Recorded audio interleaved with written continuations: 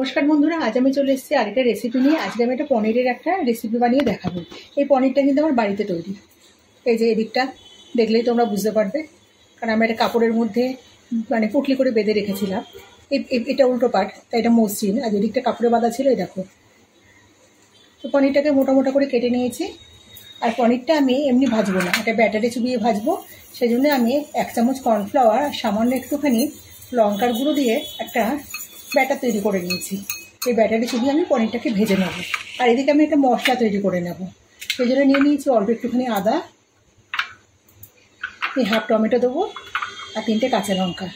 এটা আমি বেটে নেব। তেল গরম হয়ে গেছে, আমি রান্নাটা সর্ষের তেলেই করবো।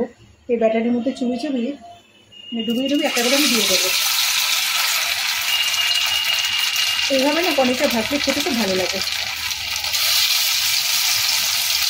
তেলের মধ্যে ফোড়নে দিয়ে দেবো একটা শুকনো লঙ্কা, হাফ তেজপাতা, একটা দারচিনি, একটা এলাচকে আমি ফাটিয়ে নিয়েছি, মুখটাকে ফাটিয়ে নিয়েছি, আর সামান্য একটু জিরে। ফোড়নটা দিয়ে যখন মিষ্টি গন্ধ বেরোতে শুরু করেছে, এখন আমি এর মধ্যে দিয়ে দেবো একটা আলু। আমি বেশি আলুর ব্যবহার করব না, একটা ছোট আলুকে কেটে নিয়েছি।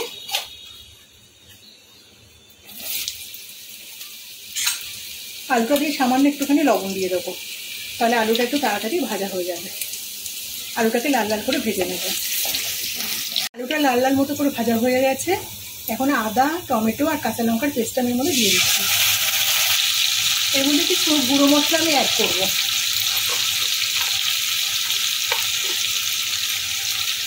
জিরের গুঁড়ো এই ছোটো চামচে হাফ চামচ,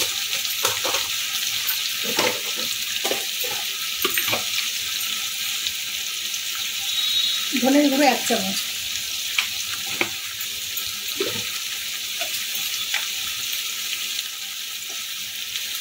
হলুদ গুঁড়ো,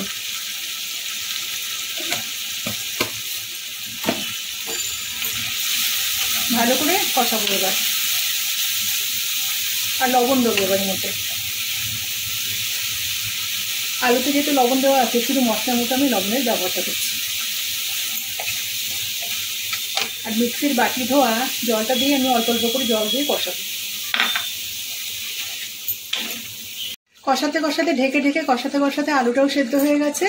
এখন এর মধ্যে দিয়ে দেবো অল্প করে জল। খুব বেশি জল দেবো না, একদম অল্প জল। গ্যাসটাকে বাড়িয়ে দিলাম। এর মধ্যে দিয়ে দেবো সামান্য একটুখানি চিনি। আমি সব রান্নাতেই চিনির ব্যবহারটা করি, যারা আমার ভিডিও দেখেন তারা জানেন। আর দেবো সামান্য একটুখানি শাহি গরম মশলা। যেহেতু আমি গরম মশলা ফোড়নে দিয়েছি, তাই একটুখানি 1 চিমটি, বেশি দেবো না। ফুটতে শুরু করেছে, এখন ভেজে রাখা পনিরটা দিয়ে দেবো, আর 2টো গোটা কাঁচা লঙ্কা সেন্টের জন্য দেবো।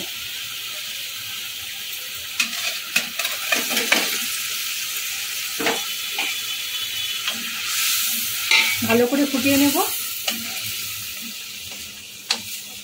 এটা ভালো করে ফুটতে দেবো। এটা গ্যাসটাকে বন্ধ করে দিলাম। আমি কিন্তু আর শুকনো করবো না, যেহেতু চন্দ্রমুখী আলু একটুখানি তো ঝোল টেনেই নেবে, তো একটু মাখা মাখা মতো হবে। আমার হোমমেড পনির দিয়ে আলু পনিরের তরকারি কেমন লাগলো অবশ্যই জানাবেন। রেসিপিটা ভালো লেগে থাকলে কিন্তু একটা লাইক দেবেন। আর যে সমস্ত বন্ধুরা আমার চ্যানেলটাকে এখনো সাবস্ক্রাইব করেনি, প্লিজ চ্যানেলটাকে সাবস্ক্রাইব করে আমার পাশে থাকবেন।